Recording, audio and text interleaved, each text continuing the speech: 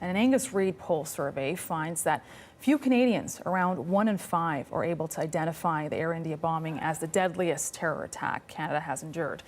To help us better understand this, we're now joined by Sachi Kurl, who is the president of the Angus Reid Institute. Sachi, let's just start with the poll itself. What can you tell us about that?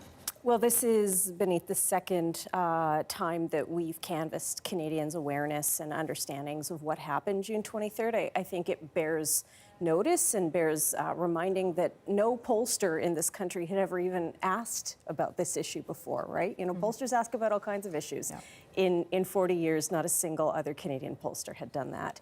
We find, to your point, that about 83% of Canadians, 83%, 4 in 5, are unable to correctly identify the bombing of Flight 182 and the murder of 280 Canadian citizens as the worst terrorist attack and the worst single mass murder of Canadian citizens in our country's history. More people are more likely to identify either the shooting and the mass murder at École Polytechnique, which happened in 1989 in Montreal, or in fact, remember and think of the Canadians who died in 9/11 in New York. So what you just said there, of course, shows a large majority don't know what this is. Are there any other key takeaways that you can tell us about? So it's one thing to maybe not know all the details or not know the severity of the incident, and that's what we see from these results. It's another thing to have never even heard of it.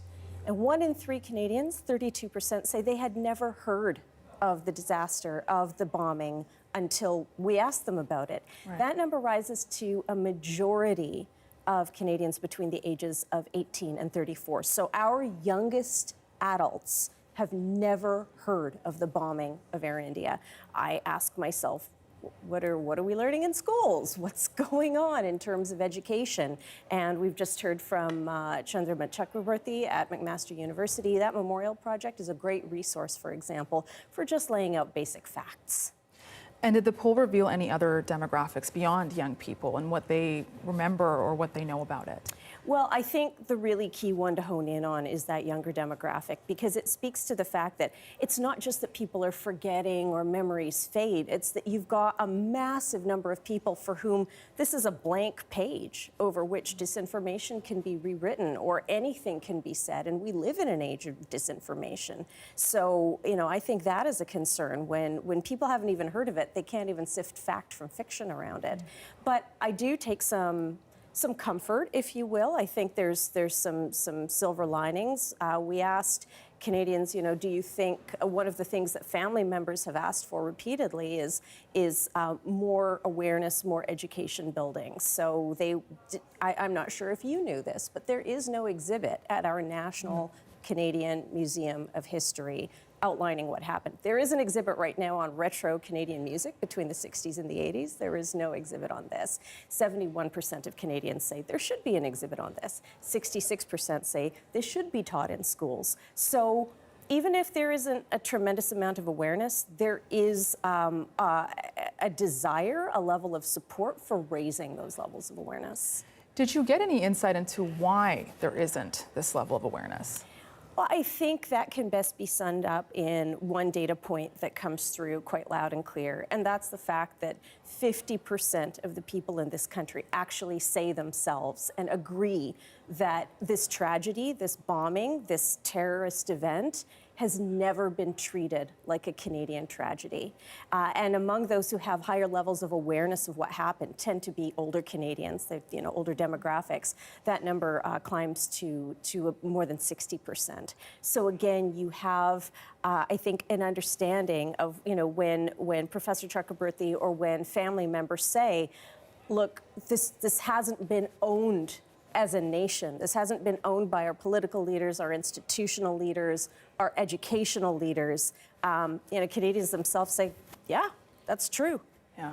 And going off of that point, when you think of tragedies that have really been discussed in Canada's history, I want to ask you about how does the awareness of this compare to others? And you kind of mentioned it before, but for example, the Polytechnic massacre or even 9/11, how does that compare? Well, so for example, only about 17%, as I say, of Canadians can correctly identify the Air India bombing.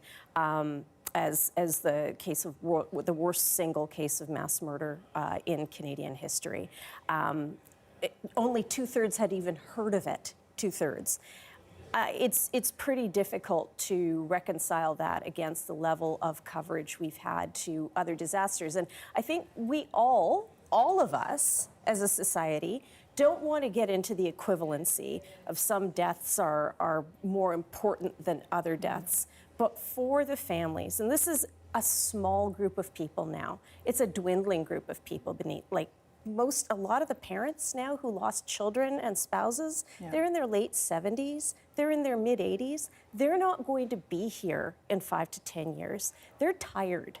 And so the big question becomes, as Canadian society, what choices do we make as Canadians to actually say, we're going to sort of pick this up, we're going to educate ourselves, and we're going to share some of the burden of the learning and the awareness. I just had a reporter here based in British Columbia ask me questions about how I feel about this as a Canadian of Indian descent. Yes, it's true, I am of Indian descent, but what does that have to do with any of this?